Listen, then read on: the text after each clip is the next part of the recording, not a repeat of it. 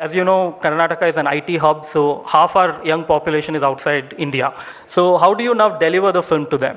Facebook ಆಂಟಿಗಳೇ, online ಅಂಕಲ್ಗಳೇ, ನೋಡಲು ಮರೆಯದಿರಿ, ಮರೆತು ನಿರಾಶರಾಗದಿರಿ. ಲಾಗ್ ಆನ್ ಮಾಡಿ ಹಿಂದೆ ನೋಡಿ ನಿಮ್ಮ ನೆಚ್ಚಿನ ಹೋಮ್ ಟಾಕೀಸ್ ನಲ್ಲಿ.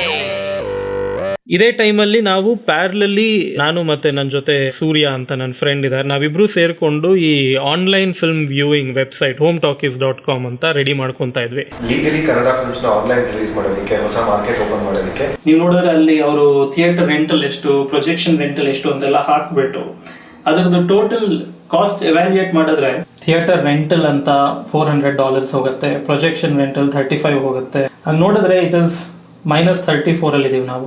ಸೊ ಇದೇ ರೀಸನ್ ಅನ್ನ ಇಟ್ಕೊಂಡು ನಾವು ಹೋಮ್ ಟಾಕೀಸ್ ಅಂತ ಮಾಡಿದ್ದು. ಅದೇ ಇಷ್ಟು ಜನ ಹೋಮ್ ಟಾಕೀಸ್ ಅಲ್ಲಿ ನೋಡಿದ್ರೆ 95% ಆಫ್ ದಟ್ ಮನಿ ಒಬ್ಬ ಫಿಲ್ಮ್ ಪ್ರೊಡ್ಯೂಸ್ ಮಾಡೋದವನಿಗೆ ಹೋಗಿರೋದು.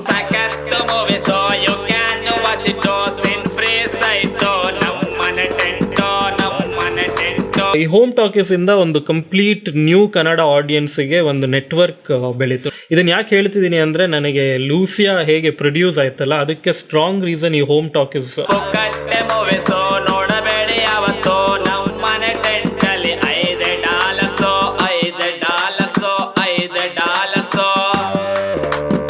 ಒಂದಿಷ್ಟು ಜನ ಸುಮ್ಮನೆ ಕ್ಯಾಶುಯಲ್ ಆಗಿ ಸಜೆಸ್ಟ್ ಮಾಡಿದ್ದು, ನಾವುಗಳೇ ಯಾಕೆ ಸೇರ್ಕೊಂಡು ಈ ಫಿಲ್ಮ್ ಮಾಡಬಾರ್ದು ಅನ್ನೋ ಥರ ಥಾಟ್ ಬಂತು. 2007 ಅಲ್ಲಿ ಗೊತ್ತಿಲ್ಲದೆ ಇದೇ ಥರದ್ದು ಒಂದು ಸಣ್ಣ ಕಾನ್ಸೆಪ್ಟ್ನ ಟ್ರೈ ಮಾಡಿದ್ದೆ. ಶಾರ್ಟ್ ಫಿಲ್ಮ್ ಮಾಡೋದಕ್ಕೆ ನಂಗೆ ಒಂದು 10,000 ಬೇಕಿತ್ತಾಗ. 100 ರೂಪಾಯಿ ಕೊಟ್ಟು ಎಲ್ಲರೂ DVD ತೊಗೊಂಡ್ರೆ ಮಾಡ್ಬೋದು ಅಂತ ಯಾರು ಒಬ್ರು ತೊಗೊಳ್ಳಿಲ್ಲ. ಸೊ ಹಾಗಾಗಿ ಇದು ಡೆಫಿನೆಟ್ಲಿ ವರ್ಕ್ ಆಗಲ್ಲ ಅಂತ ನನಗೆ ಗೊತ್ತಿತ್ತು. 5 ವರ್ಷ ಆದ್ಮೇಲೆ ಅಯ್ಯೋ ಟ್ರೈ ಮಾಡಬೇಕಾಗಿತ್ತು, ಮಾಡಲಿಲ್ಲ ಅಂತ ತಲೆ ಕೆಡ್ಸ್ಕೊಳ್ಳೋದಕ್ಕಿಂತ ಟ್ರೈ ಮಾಡಿ ಏನಾಗುತ್ತೆ ನೋಡೋಣ.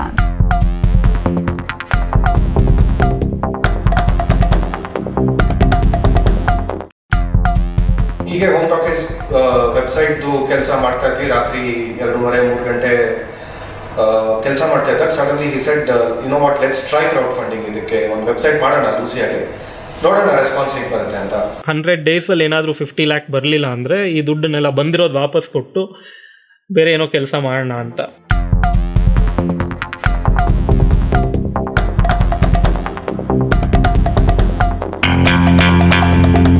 ಅದನ್ನು ಪಬ್ಲಿಷ್ ಮಾಡಿದ ಒಂದು 15 ನಿಮಿಷಕ್ಕೇನೆ ನನ್ನ ಅಕೌಂಟಿಗೆ 2.5 lakh ಬಂತು. ಅವ್ರು ನನಗೆ ಮೆಸೇಜ್ ಕೂಡ ತೋರಿಸಿದ್ರು, ನೋಡಿ 2.5 lakh ಬಂದಿದೆ ಅಂತ. I am sweating, Pavan is also sweating. Is like, okay, I be sure, ನಾನಿನ್ನೂ ರೆಡಿ ಆಗಿಲ್ಲ. ಒಂದು ಬ್ಲಾಗ್ ಬರೆದೆ, ಬಟ್ 1 hour ಅಷ್ಟೇ, ಅದು 2.5 lakh is huge amount. We were not ready. ಅದು ಶಿಲ್ಪಾ ಅನ್ನೋರು UK ಇಂದ ಅವ್ರು ಒಂದು ಮೇಲ್ ಕಳಿಸಿದ್ರು ಅಷ್ಟೇ. ಅದನ್ನ ನೋಡ್ತಾ ಇದ್ದಂಗೆ ಒಂದು ವಾರದಲ್ಲಿ ಒಂದು 8-9 lakh ಕಲೆಕ್ಟ್ ಆಗೋಯ್ತು. 10 days of raising funds, we had raised about 8 lakh or something. So there was one guy who wrote a blog or a mail which was trying to say that how this whole idea was a scam. So at that point, what I did was I took that mail and published it on the Lucia website. You know, usually you try to hide these things, right? So instead I published the mail and I answered each of those questions.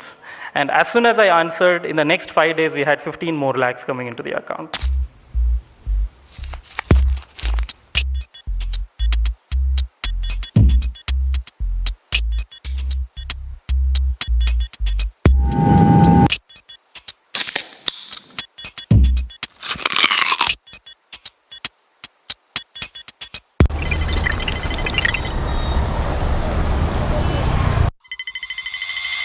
ನನಗೆ ಸಾಕಷ್ಟು ಭಯ ಇತ್ತು. I mean, ಅದು ಯಾವುದೋ ಒಂದು ಮೂಡಲ್ಲಿ 50 lakh ಮಾಡ್ತೀನಿ ಅಂತ ಹಾಕ್ಬಿಟ್ಟಿದ್ದೆ.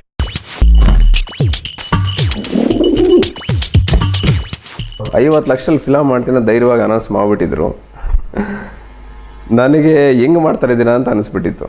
ಯಾಕೆಂದರೆ ಗಾಳಿಪಟ ಸರ್ಕಸ್ ಎರಡರಲ್ಲೂ ಕೂಡ ನಾನು ಅಕೌಂಟ್ಸ್ ಮ್ಯಾನೇಜ್ ಮಾಡ್ತಾ ಇದ್ದೆ. ಶೂಟಿಂಗ್ ಎಕ್ಸ್ಪೆನ್ಸಸ್ಸೇ ಅವರೇಜ್ ಪರ್ ಡೇ 1 lakh ಆಗ್ತಾ ಇತ್ತು ಆಗ 2008 ಈ 2012 ಇವರು 50 ಲಕ್ಷದಲ್ಲಿ ಫಿಲಮ್ ಮಾಡ್ತೀನಿ ಅಂತಿದ್ದಾರೆ, ಹೆಂಗೆ ಮಾಡ್ತಾರೆ ಅಂತ ನನಗೆ ಆಶ್ಚರ್ಯ. ಅಫ್ಕೋರ್ಸ್ ಆ ಮೂವಿ ಆಗಬೇಕು ಅನ್ನೋ ಎಲ್ಲ ಆಸೆನೂ ಇತ್ತು, ಬಟ್ ಎಲ್ಲೋ ಒಂದು ಕಡೆ ಅಯ್ಯೋ ತುಂಬ ಹೆದರ್ಕೊಂಡು ಏನೂ ಆಗದೆ ಇರಲಪ್ಪ, ದುಡ್ಡೆಲ್ಲ ವಾಪಸ್ ಕೊಟ್ಬಿಡೋಣ, ಅಟ್ಲೀಸ್ಟ್ ವಿಲ್ ಬಿ ಹ್ಯಾಪಿ ಅನ್ನೋ ಒಂದು ಮೈಂಡ್ ಸೆಟ್ ಇತ್ತು ಎಲ್ಲೋ.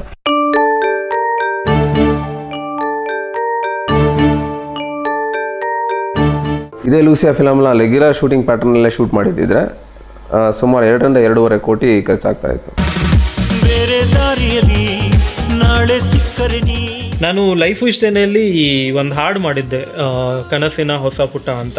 ನಾನು ದಿಗಂತ್ ಇಬ್ಬರೇ ದುಬೈಗೆ ಹೋಗಿ ಒಂದು 5D ಕ್ಯಾಮ್ರಾ ಇಟ್ಕೊಂಡು 3-4 ಡೇಸ್ ಶೂಟ್ ಮಾಡಿದ್ದು. ಅದನ್ನ ದೊಡ್ಡ ಸ್ಕ್ರೀನಲ್ಲಿ ನೋಡಿದಾಗ ನನಗೆ ಅನಿಸಿದ್ದು ಇಷ್ಟು ಚೆನ್ನಾಗಿ ಕಾಣುತ್ತೆ ಅಂತ. ಸೊ ಈ ಫಿಲ್ಮ್ನ ನಾವು ಮಾಡಿದ್ರೆ 5D ನಲ್ಲೇ ಮಾಡಬೇಕು. One of the biggest challenges of shooting Lucia was primarily the fact that we shot it with a small camera. The Canon 5D Mark II camera, which is nothing but a regular camera which shoots stills, like any wedding photographer, if you look at a journalist, photojournalist, and the only difference is that the same camera can also shoot high quality video.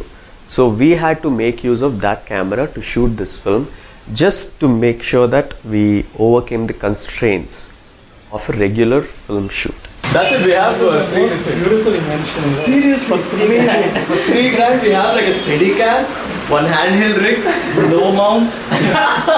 I wasn't too sure if I could really pull this off with whatever budget he was saying, but he seemed so confident that he could do it, and I thought, okay, I just followed what his gut feeling, and I just said, okay, fine, let's do this film.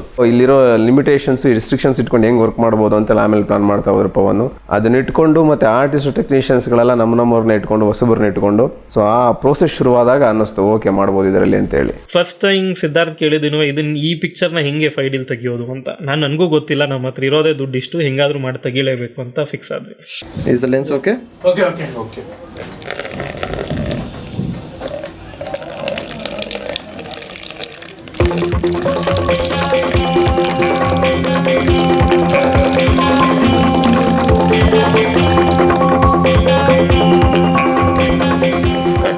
Yeah. Okay? Yeah.